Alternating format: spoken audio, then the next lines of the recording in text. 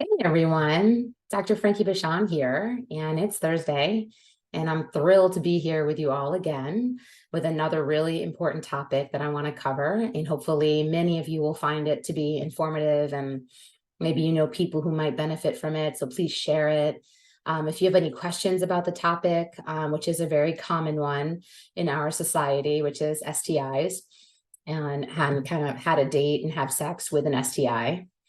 And so if you have any questions or comments, please post them. Again, I like to respond, and don't be shy, because if you're having a thought about something, then certainly many other people are also having that thought or are curious about understanding in more detail. So don't be shy.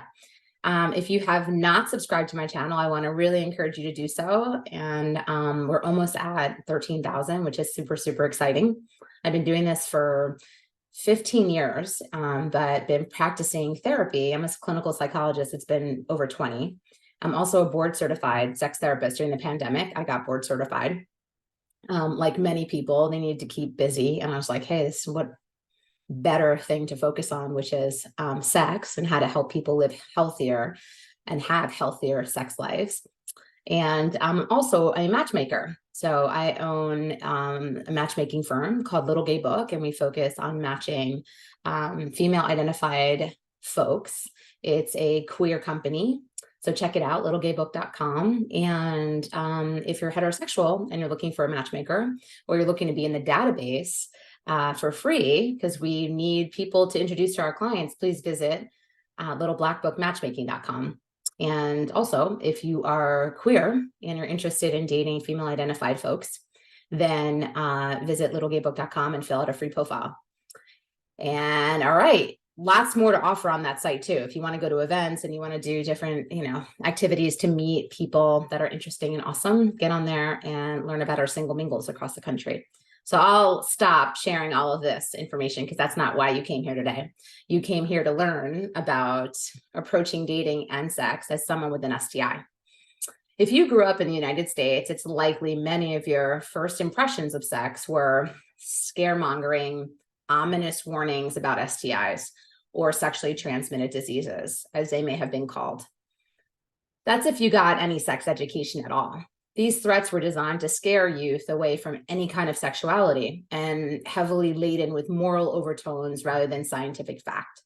Now we have a chance to reset to a much more realistic understanding of STIs and the truth that they have no moral valence, even if they do sometimes come with cultural stigma. STIs are incredibly common, in many cases curable, and most importantly, say nothing about you as a person or sexual partner. If you're one of the 1 in 5, yes, I just said 1 in 5 Americans with an STI, it may feel like a major obstacle when it comes to sex and dating. And while we'll never be able to control the judgment or misconceptions of others, it's more than possible to have a fulfilling, hot, and exciting dating life with having an STI. That is possible. You can have a fulfilling, hot, and sexy dating life.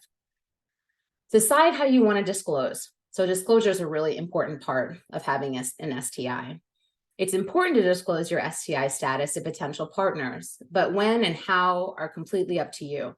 Some people prefer to state their STI status publicly or as part of their dating app bio if they use dating apps, finding that this saves time and helps weed out potentially judgmental people, as well as destigmatizing, creating visibility around how commonplace STRs really are.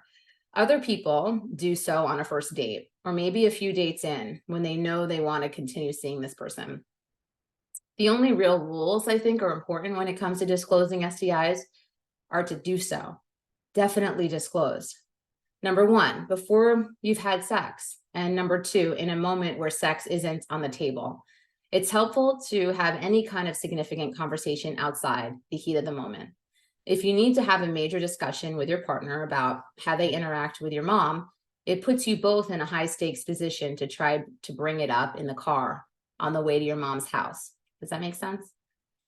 STIs don't have to be a big deal, but it is always possible someone will react poorly, or that they'll have questions or things they want to talk through.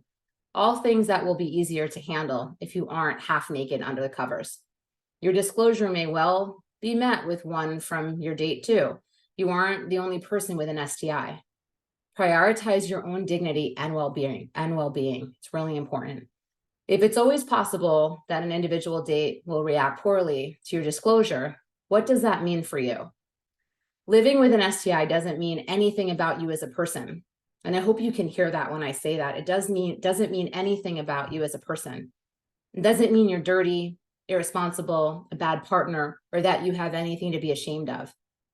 It can feel challenging to balance the truth that everyone has the right to reasonable concern about their own health, including your dates, with the truth that some people might use their anxiety to make you feel like the above things are true.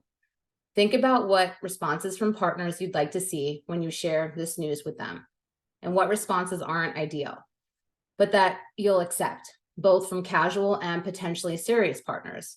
Maybe you're okay with answering some basic questions, but draw the line at reassuring someone through anxiety about being contaminated.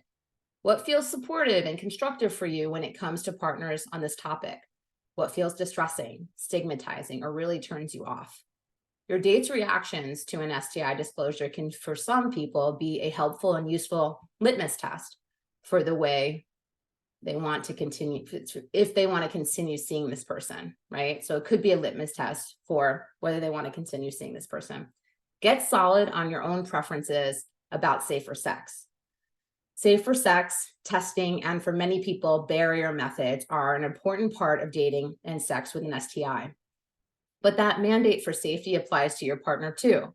If you're the person in a relationship disclosing an STI status, you may feel that the need for safer sex is your fault, that you too could be having totally uninhibited, fun, carefree sex otherwise. First of all, there's no reason safer sex can't still be fun and carefree. Second, remember that you deserve the consideration and safety of safer sex practices just as much as your partner does. And that just because they're STI free, or think they are for that matter, doesn't mean that will always be the case, especially if you two aren't exclusive. A good litmus test for new partners is their willingness to get tested. Many people never have, assuming that they're STI free because they haven't noticed obvious symptoms, or just because they don't think they're the type of person or have the type of sex for STIs. It's a mutual responsibility to keep each other safe.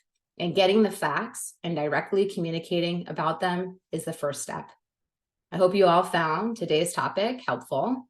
And if you know anybody who is navigating dating with an STI or has a lot of shame around STIs, please share today's talk with them. And thanks all for tuning in. And I will see you here next Thursday. Take care. Kisses, hugs, and I'll see you then.